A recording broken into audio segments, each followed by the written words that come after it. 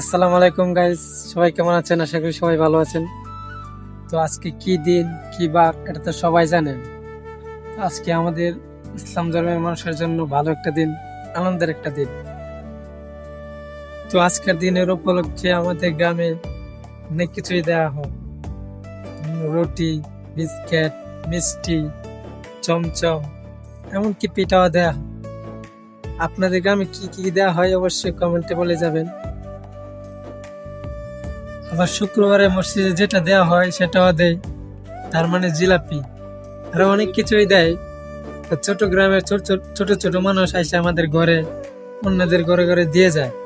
তো আজকে আপনাদের দেখাবো কি কি দেয়, বা আমি তাদের থেকে কি কি নিতে পারি, আমাকে তারা কি কি দেয়। তো আমরা আজকে রুটি দেব, তো আপনারা কি দেবেন অবশ্যই কমেন্টে বলে যাবেন। তো চলেন গিয়ে দেখি কি কি দেয়, বা আমি কি কি নিতে পারি, কি কি খাই, সেটা আপনাদের সাথে শেয়ার করব। আপনাদেরকে দেখাবো যে কি কি দেয়। চলেন